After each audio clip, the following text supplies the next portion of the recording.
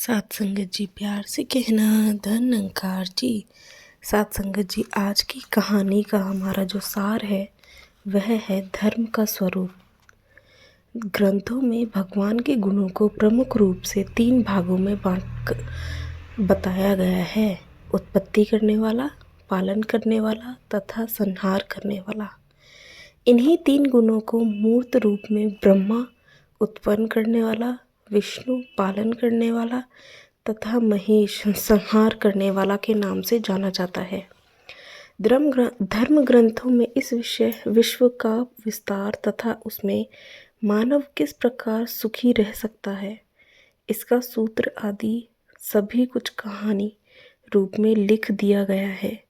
ब्रह्मा जी के पुत्रों में से एक था अधर्म, जो महाविनाश का कारण बनता है। दूसरा है धर्म, जो सुख का कारण बताया गया है। धर्म के 13 लक्षण बताए गए हैं, जो कहानी रूप में इस प्रकार है। ब्रह्मा जी के एक पुत्र थे जिनका नाम था दक्ष प्रजापति। मनु की कन्याओं में से एक थी प्रसूति। दक्ष प्रजापति का विवाह प्रसूति से कर दिया गया। उनसे 16 कन्याएं पैदा हुई। ये सभी कन्याएं बड़े बड़े नेत्रों वाली अति सुंदर थीं। इनमें से दक्ष ने 13 कन्याओं का विवाह धर्म से कर दिया। धर्म की पत्नियों के नाम थे श्रद्धा, मैत्री, दया, शांति, तुष्टि, पुष्टि, क्रिया, उन्नति, बुद्धि, मेधा, तितिक्षा, हिम और मूर्ति।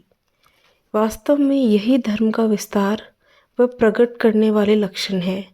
जिस व्यक्ति में ये 13 लक्षण देखे जाते हैं उसे ही धार्मिक समझना चाहिए। धर्म का यह विस्तार भी यही नहीं रुकता, बल्कि धर्म के सर्ग में इन्हीं पत्नियों के संतान भी उत्पन्न हुई। प्रत्येक पत्नी में से एक एक पुत्र भी प्राप्त हुए। यद्यपि ये भी प्रतीकात्मक ही जान पड़ते हैं, परंतु ये इस बात की स्थापना अवश्य करते हैं कि धर्म का विस्तार इसी प्रकार होता है। धर्म ने अपनी पहली पत्नी श्रद्धा से पुत्र शुभ पैदा किया। दूसरी पत्नी मैत्री से प्रसाद नाम का पुत्र पैदा किया। तीसरी पत्नी दया के द्वारा पुत्र अभय। चौथी पत्नी शांति के गर्भ से भी धर्म ने पुत्र पैदा किया जिसका नाम है सुख। पांचवी पत्नी तुष्टि के द्वारा मोद व छठी पत्नी पुष्टि के द्वारा महाबलशाली अहंकार नाम का पुत्र पैदा हुआ।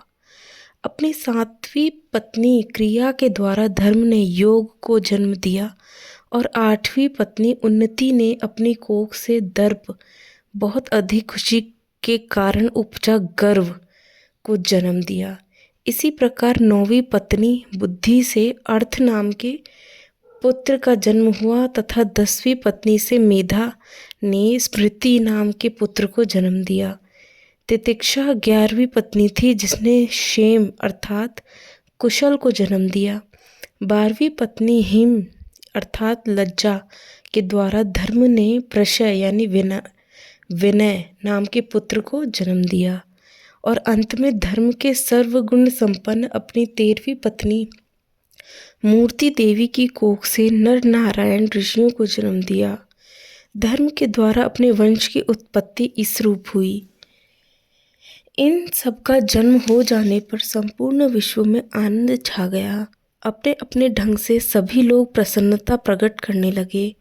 उस समय लोगों के मन, दिशाएं, वायु, नदियां और पर्वत सभी ओर खुशी ही खुशी व्याप्त थी, मानो आकाश में जैसे शंखनाद हो रहा हो। मांगलिक गान स्वयं ही प्रस्फुटित होने लगा। देवता लोग फूलों की वर्षा करने लगे। मुनि प्रसन्न होकर स्तुति करने लगे। गंधर्व और किन्नर गाने लगे।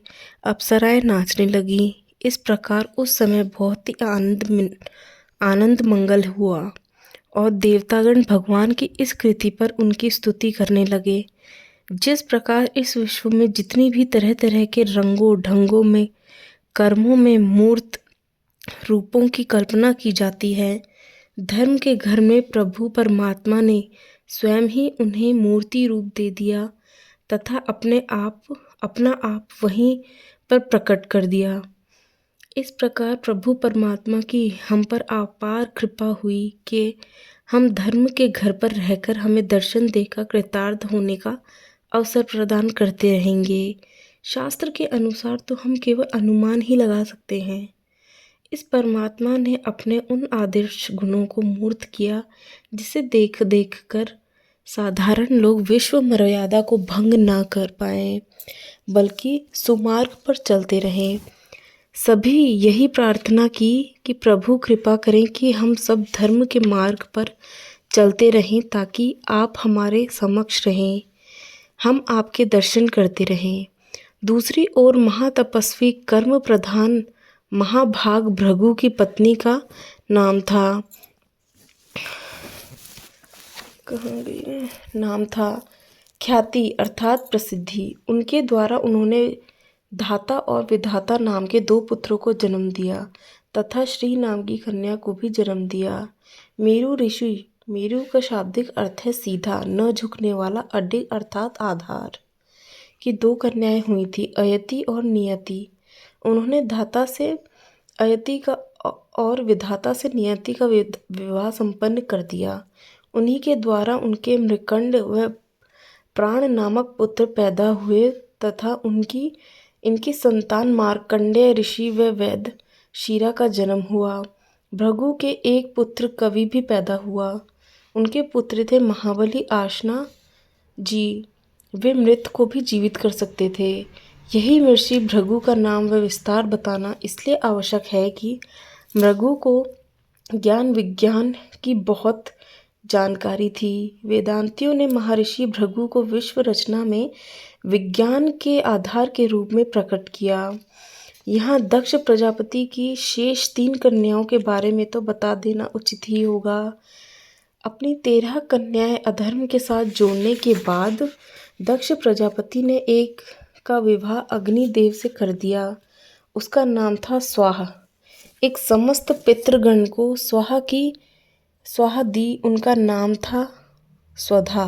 पितरों को दी जाने वाली सामग्री वह एक संसार का संहार करने वाली शक्ति के रूप में शंकर के साथ ब्याह दी। अग्नि की पत्नी से 3 पुत्र उत्पन्न हुए। वे थे अभिमानी, पावक, पवभान तथा शुचि। ये तीनों की हवन किए और पदार्थों का भक्षण करने वाले हैं। इन्हीं के द्वारा विस्तार किए हुए पुत्र पुत्रियों के संपूर्ण परिवार में कुल 49 सदस्य हैं। वेदों में 49 प्रकार की अग्नियों के बारे में विस्तृत रूप से बताया गया है। दक्ष की 16वीं पुत्री सती का विवाह महादेव से हुआ था। उपरोक्त कथा में धर्म कर्म की 2 धाराएं अलग अलग बताई गई हैं। इसमें एक मानव के अतः के भीतर है, जिसके द्वारा वे स्वयं भी अपने आप पर नियंत्रण कर लेता है। दूसरा ब्रह्मा जगत का विस्तार, जिसमें अग्नि, जल, वायु, आकाश, धरती मुख्य भाग बताए गए हैं। इसमें ब्रह्मा जगत का विस्तार तो संपूर्ण जगत कर रहा है, परंतु अतः का ध्यान ठीक रूप से नहीं हो पा रहा। धर्म ग्रंथों के धर्म और अधर्म स्वरूपों को स्पष्ट व विस्तार रूप से बताया गया है। मानव जिस ओर भी जाए उसे उसका भविष्य पहले से ही बता दिया गया है। फल वह स्वयं ही चख कर देख सकता है। उपरोक्त कथन से एक बात तो स्पष्ट हो जाती है कि देवता, मुनि आदि सभी लोग धर्म की ओर इसलिए भी जा रहे हैं क्योंकि उन्हें वही प्रभु परमात्मा के दर्शन होते रहने की लालसा व कामना है। यही वास्तविकता भी है। प्रभु परमात्मा का प्रत्यक्ष दर्शन हो जाना ही विशेष महत्व की बात है, अन्यथा और कुछ नहीं।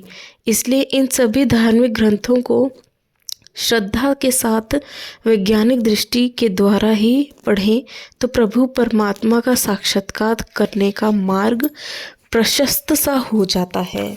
प्यार से कहना जी, धन्यकार जी।